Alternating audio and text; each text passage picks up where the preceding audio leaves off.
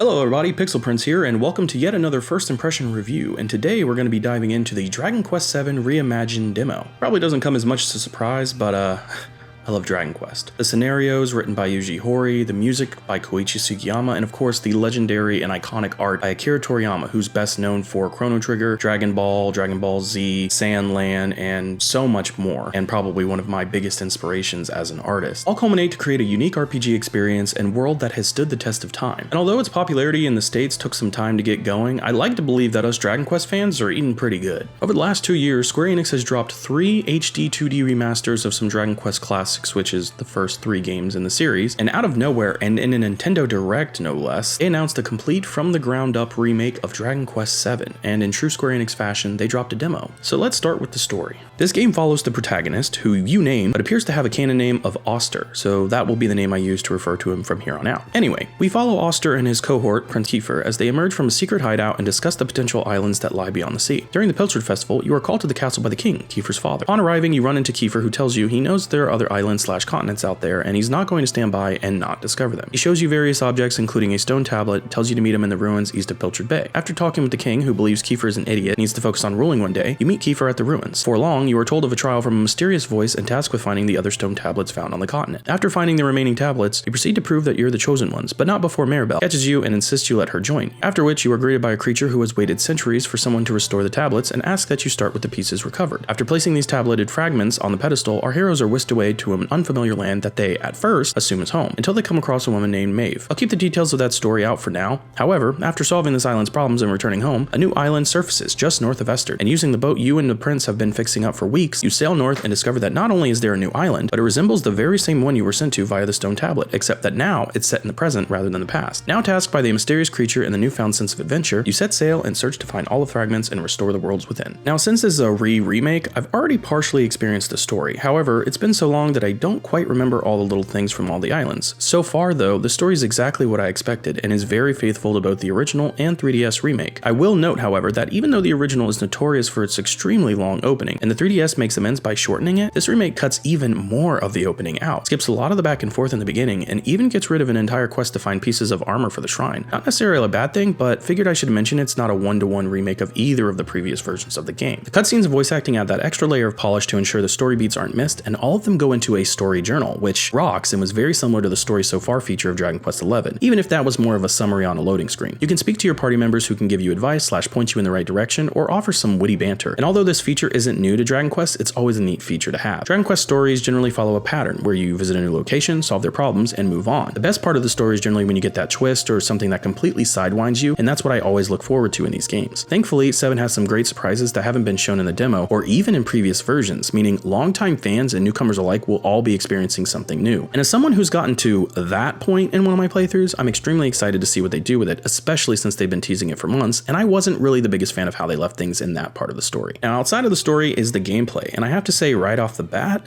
I might have to retire my 3DS copy. This game manages to stick to its traditional turn-based roots while adding much needed quality of life changes that make this game not only feel good to play, but satisfying to progress in. I'm not sure I could really list all the quality of life changes here, but I'll try to talk about the ones that stood out the most to me. First, you have running, auto battle, ultra fast battles not based on dialogue speed, no bag transfer system, and all items acquired can be accessed by all party members, no random encounters, preemptive strike, which if you're over the level of the enemy you strike will defeat them immediately and you'll reap the rewards for it. If a party member falls in battle, afterwards they will be alive with 1 HP, so there's no need to use an item or revive at a church. You can see how much XP is needed to get to the next level without using a church. Added saint statues for healing and saving throughout dungeons and various locations. Accessing map locations is easier. Quest markers to help you when you're lost. Recommended gear button. Voice acting. Vocational skills right off the bat. A pep up mechanic called Worked Up. Restart puzzle button. Quick heal shortcut. Customizable difficulty. And while I'm sure there are more things I can't quite think of off the top of my head, and some of these things are already quality of life changes made in a previous version, this is still a pretty big list, and one that honestly has me counting down the days for this game's release. As far as gripes with gameplay, of which there are a few, and they honestly feel more like minor things that I could take or leave, its sense of exploration feels a little lost, or at the very least minimized. I can't quite remember how the PS1 version looked / played, but the 3DS version allowed you to walk the map the size of the creatures and felt more like a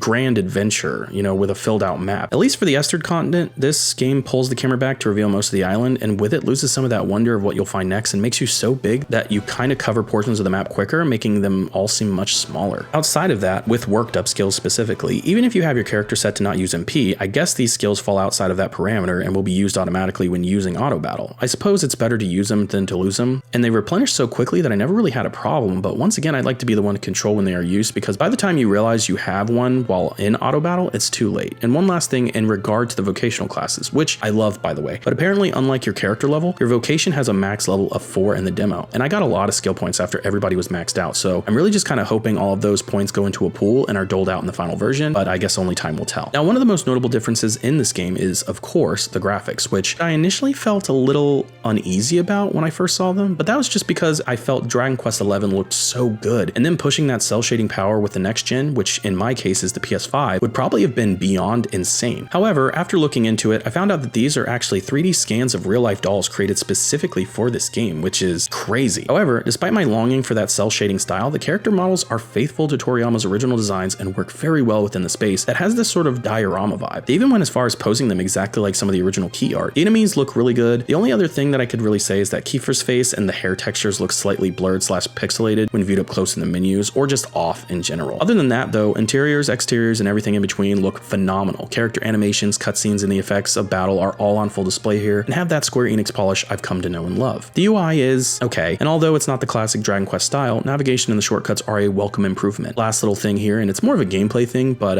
playing through the demo also nets you a free costume from Maribel, so that's pretty neat as well. As far as the sound goes, they did a great job. The music of Koichi Sugiyama is more symphonic this time around and complements everything with a familiar yet improved sound that I can only describe as infectious. Can't say I haven't caught myself randomly humming the themes of the town and the world map every now and again. Most of the sound effects are classic, and anyone familiar with previously released entries will recognize the level up, walking on a staircase, obtaining an item, saving your game, and so many other iconic sound effects that have been around since the 80s. Even the new sound effects for battle and other interactable sounds feel natural. The voice acting, while not always present, offers a very new way to experience the story and very much reminds me of how the voice acting in Final Fantasy Tactics drove points further than your mind ever really could just from reading alone. Now in Dragon Quest, I generally leave the dub on because it's always perfect. They explicitly choose parts of the world where English is the common language, so you get to hear tons of accents across the board, and although I can't confirm this, I like to believe they wouldn't sound quite right in Japanese. Better yet, I felt like they did a pretty good job picking the voices for these characters. Kiefer sounds like a headstrong, spoiled prince, Maribel sounds like a snobby tattletale, and even when the side characters have spoken dialogue, their voices generally match. Hell, even the main character's battle grunts fit him. All in all, Dragon Quest VII was a game that was already on my radar, but now it's on my hype list, right up there next to Resident Evil 9. With a new interesting art style that still pays homage to the original art by Akira Toriyama, a quicker, more refined battle system filled with quality of life changes, and a wealth of customizable options for difficulty and accessibility, this game is shaping up to be the most approachable and best playing game in the series thus far. Whether you're new to the world of Dragon Quest or a returning longtime fan, I'm sure you'll have a blast with this game no matter what. And if you don't believe me, you could always give the demo a shot for yourself. Just don't forget about those level 4 vocational skills, and try to do it before you buy the game so you can get that free costume for Maribel as well. Anyway, I hope you all enjoyed, and if you'd like to catch my full playthrough of the demo, you can feel free to check out my new channel that I just started, Pixel Prince VODs. This is where I'm going to be putting all of my VODs from here on out. Probably already make a post about it by the time this video drops, but